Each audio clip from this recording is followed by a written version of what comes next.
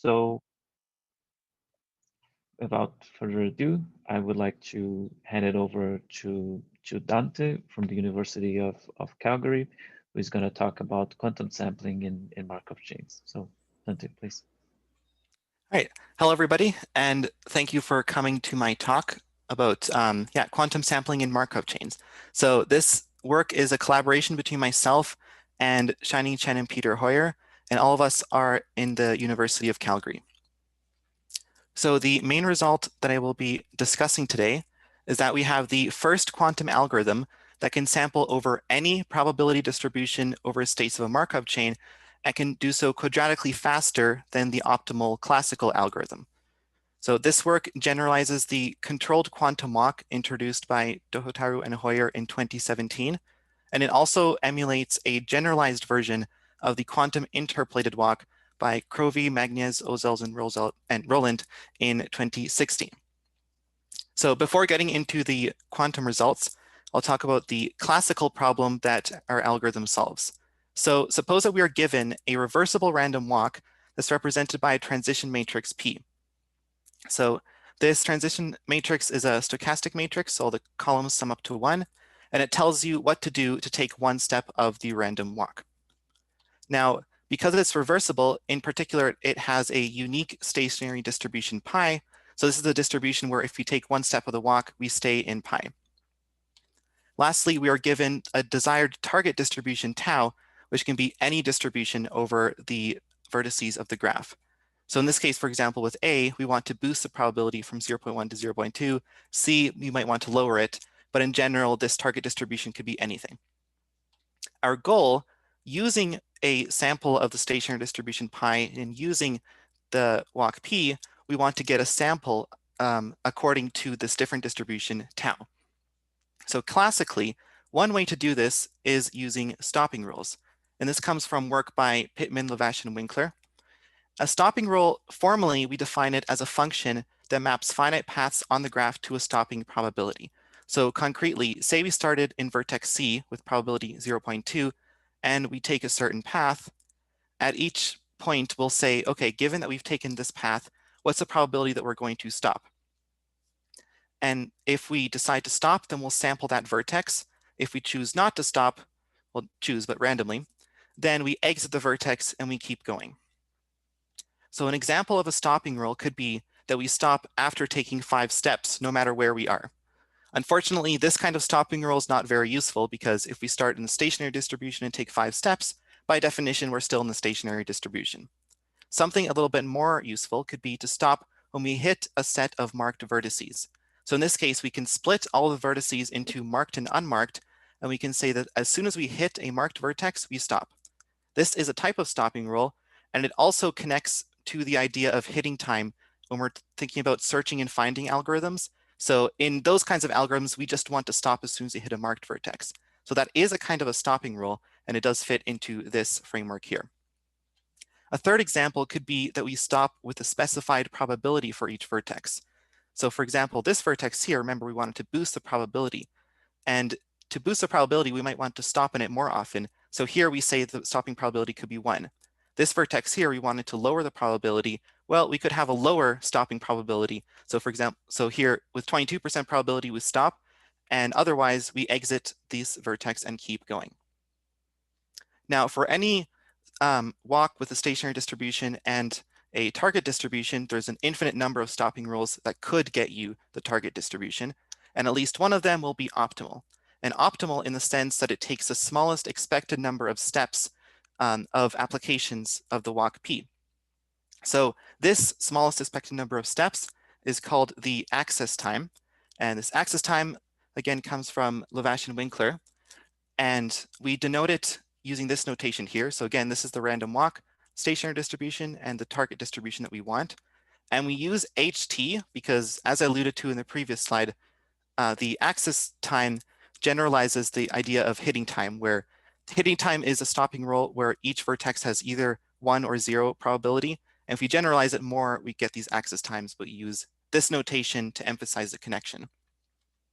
Now we can break access times further down into exit frequencies. So the exit frequencies, this is a vector that we denote as x, and it gives us the expected number of times that we leave or exit each vertex while we're executing the stopping rule.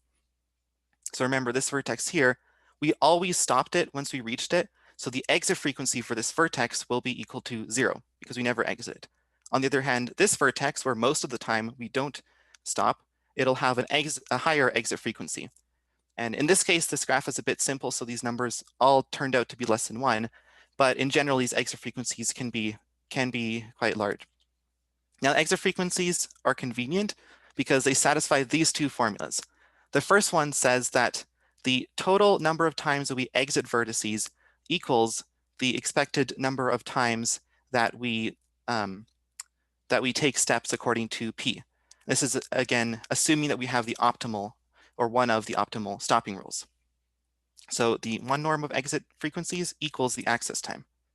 Also, it satisfies this formula here. This is saying that if we want to stop according to the distribution tau, then we must have been in vertices according to these distributions without leaving.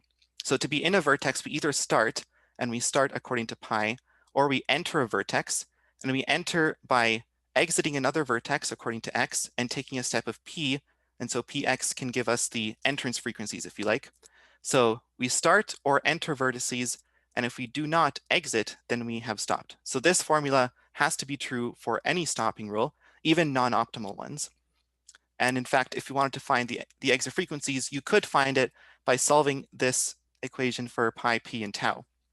You will get a 1 degree of freedom, which is adding or subtracting multiples of pi. And to get the optimal exit frequencies, you choose to add or subtract multiples of pi such that the smallest exit frequency is equal to 0. Now, it turns out the exit frequencies actually matter a lot more than these stopping probabilities because there can be more than one optimal stopping rule, but all of them are going to have the same exit frequencies. So this is the classical things that we're using. So now I'll move on to the quantum side. So the quantum algorithm that you use is a discrete time quantum walk. So this is the framework started by Mbinus and Zegedi in 2004, and it consists of 2 steps. So the first one is this operator G, and here this kind of quantum walk, we're splitting again vertices into marked and unmarked. So this G reflects marked vertices, and this is our checking step to check whether a vertex is marked or not. And this W, this is the quantum version of P. So what it does is that we actually walk on edges instead of vertices, and W reflects superpositions of outgoing edges for each vertex. So if we have this circuit here, it allows us to detect a marked vertex quadratically faster than we could find it classically. If we wanted to find it in a quantum way, there's a few different ways to do it. One of them is to add a control qubit, and this control qubit controls the evolution of G and W. And this again comes from this DH17 paper. So W is just controlled on qubit 0. G gets controlled by 0 tilde, which is a superposition of 0 and 1 parameterized by this angle theta, which if we have a low probability of finding a marked vertex classically, then theta will be a low angle. So this is usually going to be close to ket 0. And we call this circuit U theta. Now this circuit can find quadratically faster than the extended hitting time, which if there's one marked vertex, this is equal to the hitting time. If there's multiple marked vertices, then the extended hitting time can be much larger potentially. And the reason is that we're actually getting a sample according to the stationary distribution limited to marked vertices. So the extended hitting time, we'll see later, relates to the access time from the stationary distribution limited to unmarked vertices to the stationary distribution limited to marked vertices. So this circuit here, we can think of it as a finding algorithm, but we can also think of it in terms of sampling. And so what our work does is, let's think of it in terms of sampling, but let's change it so that we can sample according to other distributions, not just the stationary distribution limited to marked. So the way that we do this is by changing this first step, this checking step. We change it by having a reflection for each vertex. And so controlled on each vertex, or more specifically controlled on a specific superposition of edges, the same superposition that W reflects. Controlled on this, we reflect the control qubit by a different state. All of these are different superpositions of 0 and 1, where this angle theta I depends on the relative ratios between tau and pi. So these are just local computations that we could, in principle, even do on the fly in superposition, and we could do all of this as one step, and this becomes our new checking step. And also notice that we don't actually have a distinction between marked and unmarked in this case anymore, because we can just sample now from any distribution over all of the vertices. So in practice, this algorithm will work as follows, where first we compute the angles so that they satisfy this equation here, or we could do it either before as part of our construction, or we could do it as a quantum subroutine. And then we prepare this state T0 init, where T just means the uniform superposition of all of these states from 0 to T minus 1, which we'll use to implement phase estimation. And then 0 init, this 0 is the control qubit, and init is the quantum analog of the stationary distribution, where the probabilities, we replace each of them with their square roots. And then we have this VI, which is that superposition of edges that I've mentioned a couple of times. So this is just the quantum analog of the stationary distribution. So if we have this and we apply phase estimation on our U theta circuit, then we apply a measurement. So this measurement consists of two steps. So the first one, we want to see if we have this state T up in the phase register. What this will mean is that we have the +1 eigenvector of U theta. And the +1 eigenvector of U theta is this state here, which is an equal superposition of the initial state 0 init and this state 1 tau, or 1 again, that's the control qubit, and tau is the quantum analog of the target distribution. So again, we just take square roots of the probabilities. So if we can get this T, and that happens with 50% probability, or close to, and we get 1 in the control qubit, which will happen with 50% probability. So overall, we have 1/4 probability of success, and we get the state ket tau. Now, because we're using phase estimation, it'll be an approximation of ket tau, and the quality of the approximation will depend on how big we made the phase register, which is also the complexity of the phase estimation. So of course, what is this complexity? Well, if we start in 0 init, as we did in the previous slide, and we run phase estimation on U theta, then the complexity ends up being equal to this. So here we're using the quantum hitting time.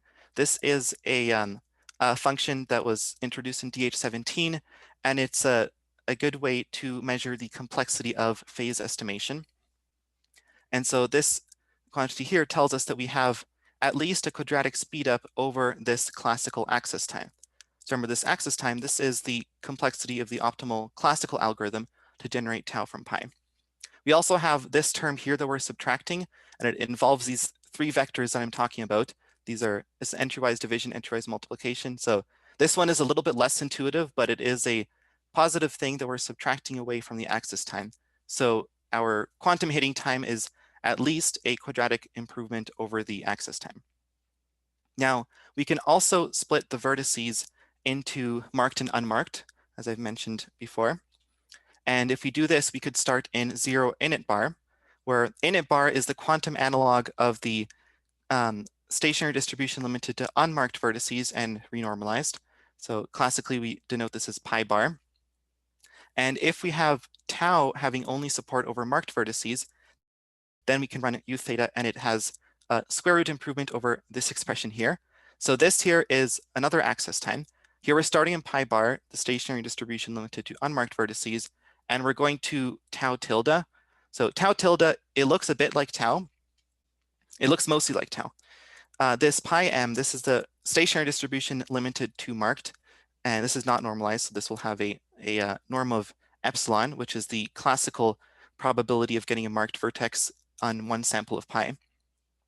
And so tau has a norm of 1, and it gets reduced slightly. So this tau tilde will look mostly like tau, given that epsilon is small, but it looks a little bit like pi marked.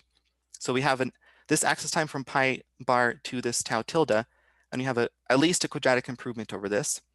And we also, again, are subtracting a term that looks like this, where this first part here looks similar to this this term will be subtracted in theorem 1. The x tilde will just be the exit frequencies of this stopping rule. And then we have some extra terms, but again, this is all some positive quantity that we're subtracting away from this axis time. So it's at least a quadratic speedup over this axis time. Now, the way that we prove these results is a bit complicated, but the most important tool that we used was a quantum analog of this exit frequencies. So I'll spend a little bit of time talking about this mathematical object that we use in our proofs. So to get from the classical exit frequencies, which again is a vector telling us the expected number of times that we exit each vertex, to this quantum analog, we do a few steps. The first one, we do an entry-wise division to go from the stochastic matrix to a symmetric matrix that has orthogonal eigenvectors. And then we apply this isometry T, which maps you from the vertex space of the random walk to the edge space that the quantum walk works in. And again, this VI, it's broken down into this superposition of edges. So for each I, we have the square roots of the probabilities of transitioning to J according to P. And this gives us this isometry to the edge space. Then S is just the swap, where we swap the directions of each of these edges. So identity minus S projects to the anti-symmetric subspace, or the -1 eigenspace of S. This, we can think of it as projecting down to the information of what is the overall flow along each directed edge. So in our example we talked about earlier, we wanted to boost the probability of A and we wanted to lower the probability of C. So the overall flow of the walk of which directions get preferentially used happens to look like this in that walk there. And this is kind of the intuition that I'm thinking of why this state seems to matter a lot in our proofs. Now, an interesting special case of this U theta algorithm is in rejection sampling. So suppose we have this problem where we have access to a sample of a distribution pi, and we want to produce a sample from tau. So this looks familiar, and the missing ingredient is the random walk p. Or we could say that we still have a random walk p, but the columns happen to all equal pi. So in this case, the optimal classical algorithm is called rejection sampling. This is by von Neumann.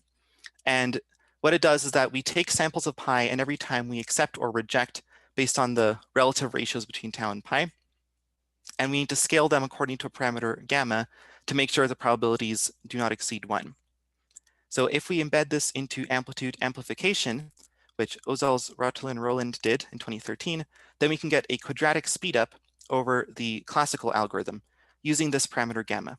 Or if we want an approximation of tau, then we can calculate a different parameter, which they show how to do in their paper. With our new algorithm, U theta, we can also get quadratically faster because, again, we can think of P as just being a walk that gives you pi in every step. But in this case, we don't need the global computations because U theta, we just needed these relative ratios between pi and tau, which is just a local information. Now, another thing that we can do is emulate a different sort of walk. So back on the classical side, if we wanted to sample from tau, we could do it with stopping rules, or we could modify the random walk itself by adding self-loops. So if we add self-loops to each vertex, according to this formula here, which as we see corresponds to the angles of our quantum algorithm, then the new stationary distribution of this walk with these self-loops will be an equal mix between pi and tau. And it turns out that if we get to the stationary distribution of this walk and we take a step, if we take the self-loop, then we've sampled according to tau, and if we take a walk away from the vertex, then we sampled according to pi. Now, if all these self-loops were either 0 or one specific value s, then the quantum version of this, if we applied Zegady's construction, is the quantum interpolated walk by Kimura 16, and which DH17 showed that their controlled quantum walk can emulate. If, on the other hand, we have different self-loops for each vertex, this is a bit like having a different angle for each vertex. And so we actually can emulate this, the quantum version of this as well, using our controlled quantum walk with different angles. So the different angles correspond to different self-loops. So I'll just go over the algorithms that I've talked about today. So the first one was rejection sampling. This was a classical sampling algorithm, didn't involve a walk, and it just tries to sample from a different distribution tau based on samples of another distribution pi. And we needed this global precomputation to get a parameter gamma. The complexity turns out to be gamma inverse. Then stopping rules are actually a generalization of rejection sampling, because we have a walk here and we can have some kind of a random walk step. And if we use stopping rules, and if we find some kind of an optimal stopping rule, which in general would need some kind of a global precomputation, then we can sample from tau using the axis time number of applications of p. Then this algorithm here, embedded into amplitude amplification, gives you quantum rejection sampling, and that gives this algorithm, the rejection sampling, embedded into amplitude amplification, gives a quadratic speedup, as ORR 13 showed.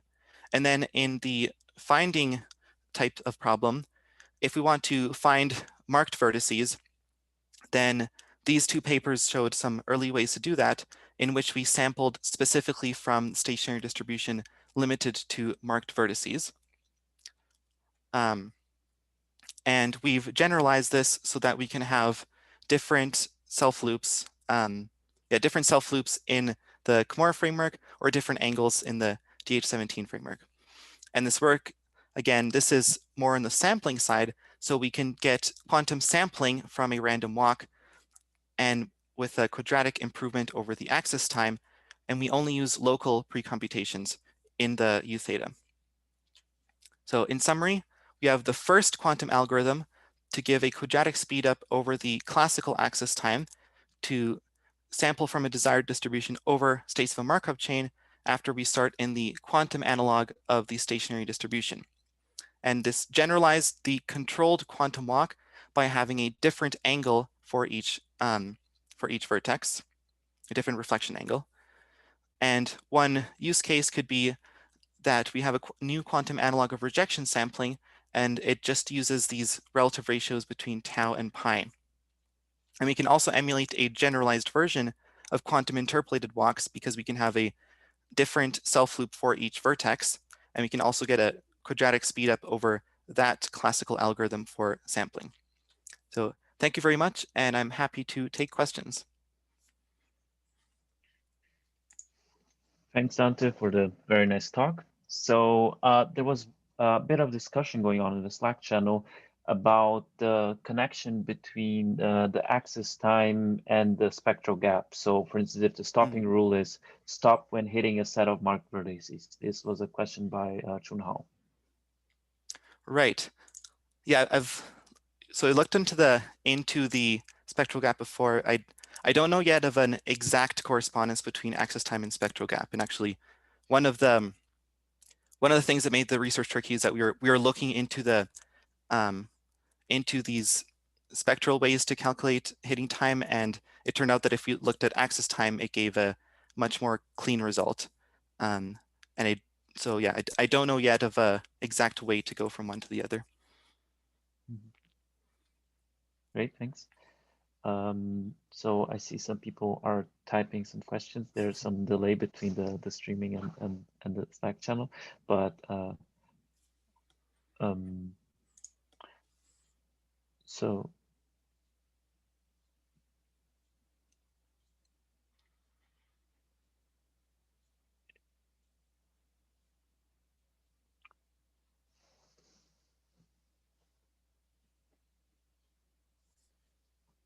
well, so Tong Yang is asking if the full version is out yet of this work. Not yet. I can upload the extended abstract to the Slack though, but the full version is not on archive yet. Okay, great. Okay.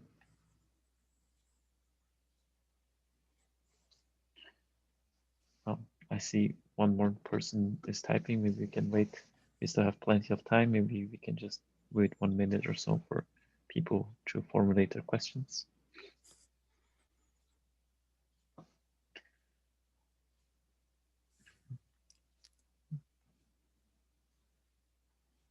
or I can also ask a question, is do you think there's any hope for any super quadratic speedups using this new framework, or you think that might be difficult? So for discrete time quantum walks, I don't know of any algorithm that gives a super quadratic framework. So most of the work in quantum walks was in the finding algorithms, and this one is kind of new to think about in terms of sampling. But it seems like most work, especially because we're still building on Zegady's framework, which did find a quadratic speedup, and I don't think anyone has used Zegady's framework to find a super quadratic speedup over anything. So this subtracted term here, I don't think this actually changes things asymptotically. I see. Okay, thanks. So there was another question by Michael Oliveira. So the question is, does the improvement has a functional character by not using a global element, or does it also has an efficiency difference? So the difference would be in how much you need to do to set up the algorithm. So if we have a global computation, then if the state space is really, really huge, then the global computation might slow things down a lot. And if we just needed a local calculation like this tau and pi, then we don't need to be doing something complicated over the full space. So it mostly helps in how you would set up the algorithm. I see.